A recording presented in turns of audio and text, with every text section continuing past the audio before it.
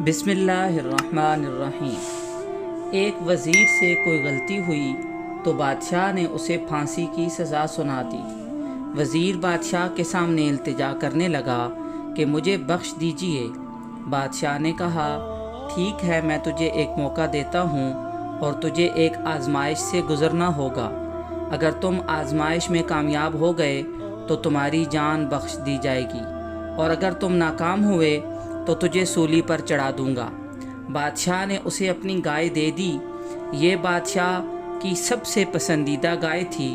بادشاہ نے وہ گائے وزیر کے حوالے کر دی اور کہا کہ 30 دن تک اس گائے کو اپنے پاس رکھو اور اس کی خوب خدمت کرو، مگر شرط یہ ہے کہ اس گائے کے وزن میں کسی قسم کی تبدیلی نہیں ہونی چاہیے۔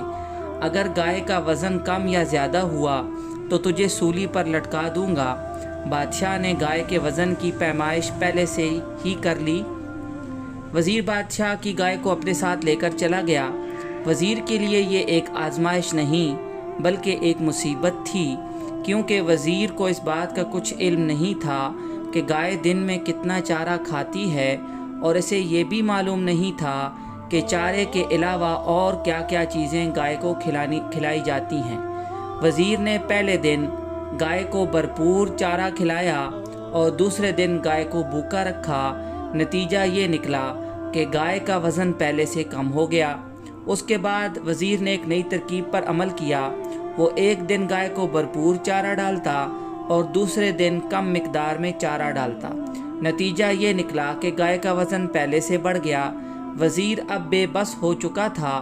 اسے کچھ سمجھ نہیں آ رہی تھی کہ اب وہ کیا کرے اور کس ترکیب پر عمل کرے کہ گائے کا وزن تبدیل ہی نہ ہو۔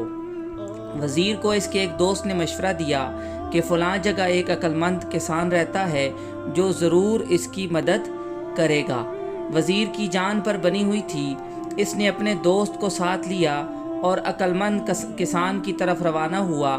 وزیر کسان کے پاس پہنچا اور اپنا ماجرا بیان کیا۔ کسان نے وزیر کی داستان سنی اور کہا کہ میرے پاس آپ کے مسئلے کا حل موجود ہے، مگر یہ کام جائز نہیں ہے اور اس سے جانور کو وحشت اور خوف محسوس ہوتا ہے، مگر کیونکہ یہ آپ کی زندگی اور موت کا معاملہ ہے، اس لیے میری مجبوری ہے کہ اس ترکیب پر کام کروں۔ آپ ایسا کیجئے گا کہ دن بھر گائے کو خوب گھاس کھلانا، مگر رات کو گائے کے سامنے ایک دوسری گائے ذبح کر دینا۔ حالانکہ کسی جانور کے سامنے دوسرا جانور ذبح کرنا نہیں چاہیے، مگر جیسا کہ میں نے پہلے کہا ہے کہ ایسا کرنا ایک مجبوری کے تحت ہے، ورنہ جائز نہیں ہے۔ پہلی رات جب گائے اپنے سامنے دوسری گائے کو ذبح ہوتی ہوئی دیکھے گی، تب اس کے دل میں ذبح ہو جانے کا خوف پیدا ہوگا، اور جتنا وہ گائے دن کو کھائے گی اور وزن حاصل کرے گی، رات کو خوف کی وجہ سے اتنا ہی وزن کم ہو جائے گا، اور اگلی صبح اس کا وزن ویسے کا ویسا ہی رہے گا۔ دوسرے دن پھر گائے کو خوب گھاس کھلانا ہے، مگر اگلی رات اس کے سامنے گائے ذبح نہیں کرنی، ورنہ زیادہ خوف کی وجہ سے وزن کم ہونا شروع ہو جائے گا۔ دوسری رات گائے کے سامنے صرف چھریاں تیز کرنی ہیں، تاکہ اسے خوف رہے کہ شاید مجھے ذبح کرنے کی تیاری کی جا رہی ہے۔ اس فعل کو پورے 1 مہینے تک دہرانا ہے۔ اگر وزن بڑھنا شروع ہو جائے تو اس کے سامنے گائے ذبح کر دینا، ورنہ اس کے سامنے رات کو چھریاں تیز کرتے رہنا۔ وزیر نے کسان کی اس ترکیب پر عمل کیا۔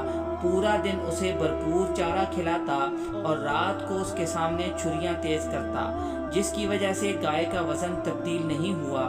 1 مہینے بعد وزیر گائے کے ساتھ بادشاہ کے دربار میں حاضر ہوا۔ بادشاہ نے جب دیکھا کہ گائے کے وزن میں کسی قسم کی تبدیلی نہیں ہوئی تو وزیر سے پوچھا کہ ایسا کیسے ممکن ہوا۔ وزیر نے کہا کہ میں نے ایک کسان کی ترکیب پر عمل کیا ہے۔ بادشاہ نے حکم دیا کہ کسان کو دربار میں حاضر کیا جائے۔